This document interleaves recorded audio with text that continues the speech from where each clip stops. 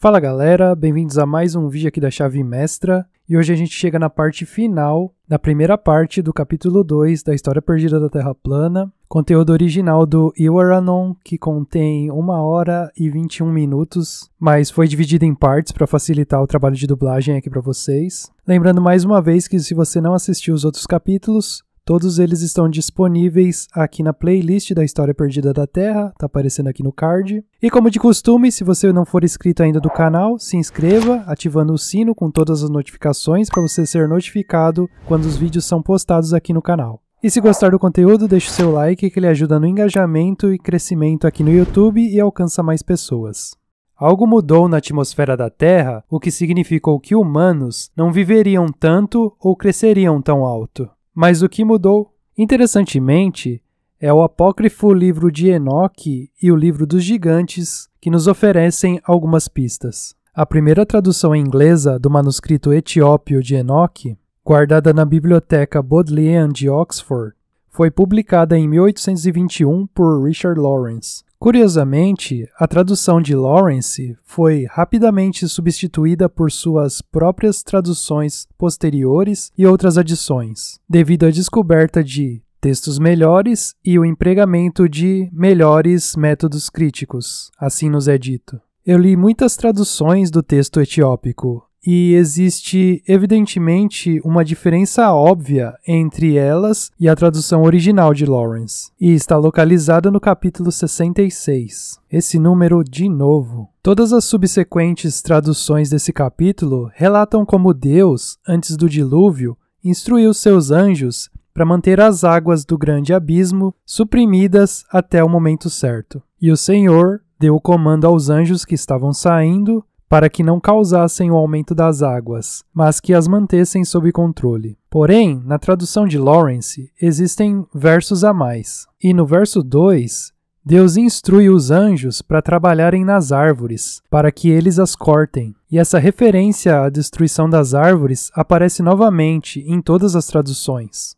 Mas, desta vez, somente no capítulo 83, que aparece no livro das visões e sonhos, e conta a destruição da terra, e como as árvores altas foram arrancadas de seus caules e arremessadas afundando no abismo. E é curioso que a tradução do capítulo 66 de Lawrence não é reproduzida nas traduções mais amplamente populares. E a única referência à destruição das árvores é delegada a uma seção nas visões. Sabe, essas coisas não são necessariamente verdade. E o que é ainda mais curioso é o livro dos gigantes. O Livro dos Gigantes é uma série muito sucinta de fragmentos quase incompreensíveis. Esses fragmentos reiteram principalmente a corrupção da Terra, como é destacado em ambos Gênesis e Enoque, mas também relata os pesadelos de gigantes híbridos específicos na preparação para o dilúvio que estava por vir. Agora incomodado com pesadelos perturbadores, um gigante híbrido chamado Maui reporta o seu sonho para o resto dos gigantes, no qual ele vê uma tabuleta inscrita com vários nomes, imersa em água. E, assim que ela emerge, somente 3 nomes permanecem inscritos. A interpretação geral é que isso simboliza a morte de todos aqueles na terra pelo dilúvio, exceto Noé e seus filhos. Outro gigante híbrido, Oya, tem um sonho similar. E então Oya disse a ele: "Eu fui forçado a ter um sonho. O sono de meus olhos desapareceu para que eu pudesse ter uma visão. Agora eu sei que no campo de batalha nós não podemos vencer. Eu vi uma árvore desenraizada, exceto por 3 de suas raízes.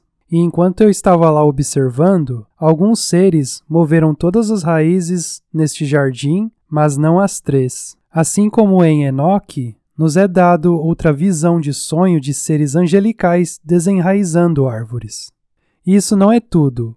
Por toda a totalidade da Bíblia, os híbridos Nephilim são figurativamente descritos como árvores. Em um dos mais brilhantemente ricos capítulos da Bíblia inteira, capítulo 31 de Ezequiel, o faraó, rei do Egito, é comparado a um rei anterior, o rei Nephilim assírio angelical que governou o mundo antediluviano e seu reino caído e corrupto. Veja, o assírio foi um cedro no Líbano com ramos consideráveis, com uma sombra protetora e de grande estatura. A altura dele foi exaltada sobre todas as árvores do campo, e seus galhos foram multiplicados, e sob a sombra dele habitavam todas as grandes nações. Em Amós 2, os amorreus, uma raça de pessoas governadas pelos reis Néfilim, Og e Seom, são comparados às árvores de cedro. Embora eu destruí os amorreus diante deles, cuja altura parecia a altura dos cedros. E daí? Afinal de contas, nós estamos lendo literatura, e escritores impõem linguagem figurativa, parábolas e metáforas, conforme sua vontade, para contar sua história. Mas nós não estamos lidando com literatura comum aqui. A Bíblia é uma das mais magníficas, enigmáticas, profundas peças de escritura existentes. E é por causa de seu poder absoluto que ela tem sido redigida e editada. Os controladores, que trabalham com enganos, realmente nos dariam narrativas históricas perfeitamente intactas para que aprendamos a verdade? E como eu disse antes, isso não significa que não exista uma abundância de verdade dentro das Escrituras. Isso só significa que nós temos que trabalhar mais duro para trazer tudo à superfície. É quase como que se a Bíblia silenciosamente nos acenasse para decifrar a verdade, escondida dentro de sua tapeçaria emaranhada de linguagem rica e figurativa. Retornando a Ezequiel 31, a narrativa do rei assírio continua. Nós aprendemos que o rei Néfilim antediluviano violou o jardim do Éden e assumiu o controle.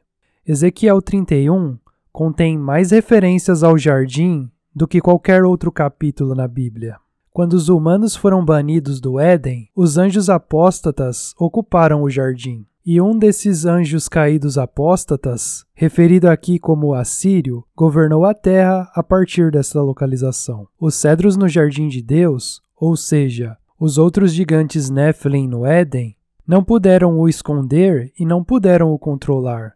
Então ele foi cortado. Assim diz o Senhor: no dia quando ele desceu à cova, eu causei um luto. Eu cobri o abismo para ele, e eu restringi as enchentes de lá, e as grandes águas foram detidas. E eu fiz o Líbano lamentar por ele, e todas as árvores do campo desabaram por ele.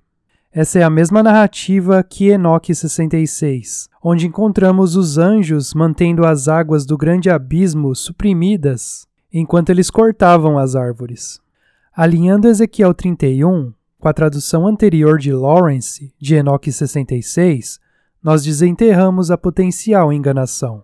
Nós percebemos que o que Enoque 66 explicitamente afirma, que os anjos trabalharam nas árvores e as cortaram, a Bíblia dissolve na própria estrutura da metáfora e compara-se para descrever os Néfilim. A Bíblia usa a imagem da árvore como uma maneira de descrever a altura dos Néfilim, enquanto que em Enoque, árvores físicas de tamanho enorme são literalmente cortadas abaixo. E é estranho que os versos extra de Lawrence, no capítulo 66, não são mais amplamente reproduzidos. Eles não querem que consideremos que, em dado ponto em nossa história, existiam literalmente árvores físicas gigantes na Terra. Eles não removeram as imagens de árvores gigantes aqui completamente. Isso não seria justo. Então eles integraram isso com uma metáfora para descrever os Néfilim. Isso quase seria muito fácil para o cético, quando presenteado com a quase inconcebível realidade de uma estrutura como a Devil's Tower, e também outras maravilhas do mundo colunares de basalto. Eles iriam começar a rir, zombar e criticar que você tem um caso ruim de pareidolia. A tendência da percepção de impor uma interpretação significativa ao estímulo nebuloso, geralmente visual, onde uma pessoa vê um objeto, padrão ou significado onde não existe. Mas o sorriso arrogante do cético apareceria e murcharia rapidamente quando solicitado a fornecer explicação suficiente para as estruturas geométricas hexagonais de padrão quase perfeito. Ainda, atualmente, ninguém forneceu uma explicação suficiente e apropriada para esse fenômeno.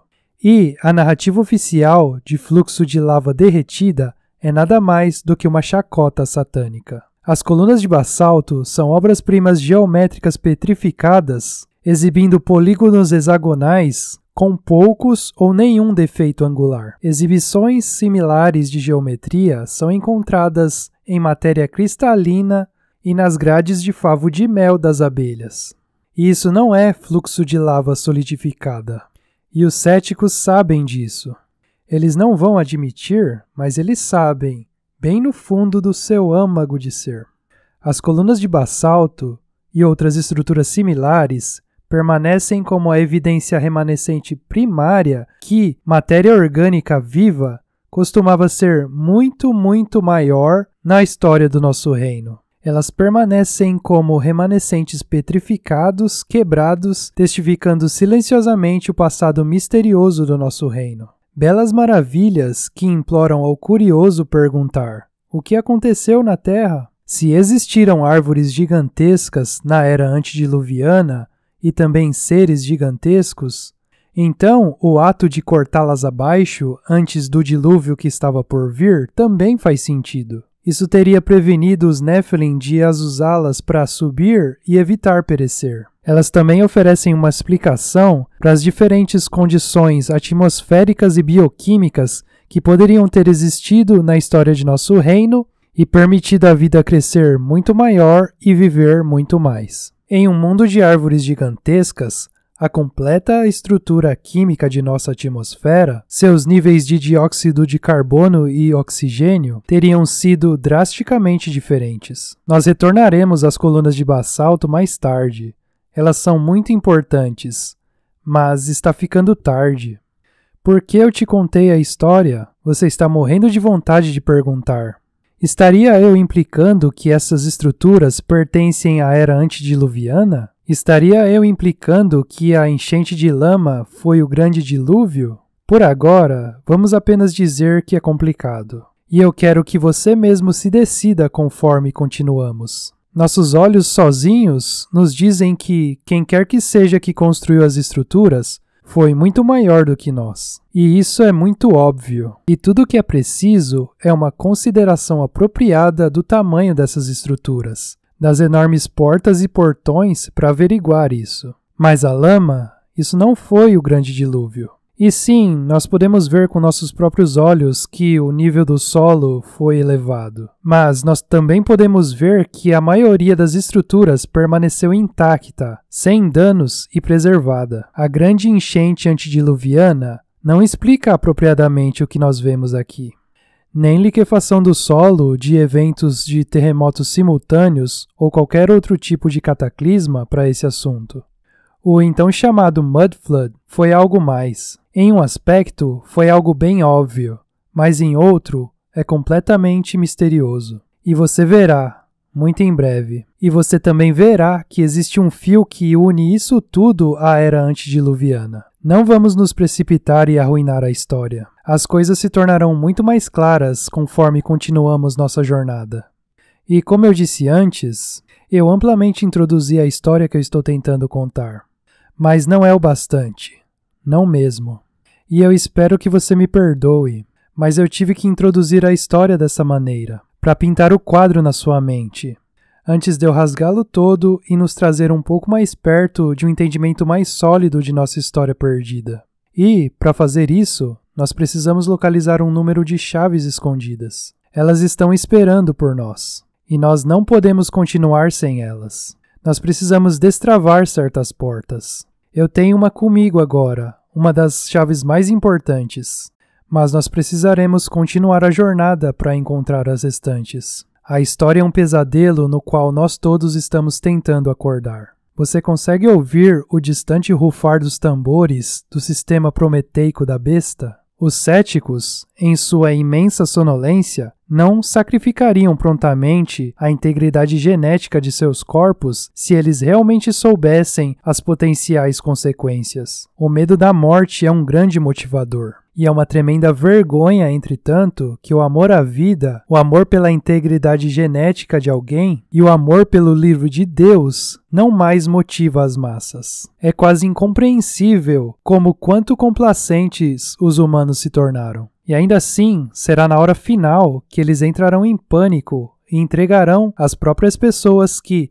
tentaram os alertar por tanto tempo. Como que o futuro da humanidade se desdobrará agora que uma grande linha foi cruzada? Será que outro dilúvio virá para entregar julgamento? As condições atmosféricas de nosso reino eram diferentes no mundo antediluviano. A Escritura nos diz que não chovia como chove nos dias atuais, mas que uma grande névoa pairava sobre a terra antigamente. O dilúvio e o subsequente aumentar dos níveis dos oceanos mudaram isso. E Deus estabeleceu seu pacto, o arco-íris no céu, com a humanidade, com uma promessa que ele não inundaria a terra novamente. Eu não acho que um grande dilúvio esteja vindo, mas uma tempestade, espectador. Bem, e essa é uma entidade completamente diferente, não é mesmo? Ela é elétrica.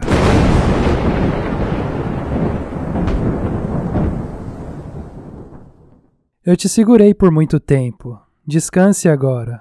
E eu vou continuar a trabalhar para nos trazer de volta aos trilhos. Espera, o que tem de errado? Eu vejo que você está perturbado. Algo está te incomodando. Ah, você quer me contar a respeito do pesadelo que você estava tendo. Eu sei o que você viu. Você viu os hospícios e um grande incêndio. Vamos esperar que seja somente um sonho e não uma premonição. Descanse agora. Continue considerando tudo. Se eu não tiver arrumado essa coisa até a hora que você tem acordado, então nós discutiremos a primeira chave. Desbloquear a primeira porta será uma tarefa complexa, mas, uma vez que nós fizermos isso, seu completo entendimento de nossa história perdida começará a mudar.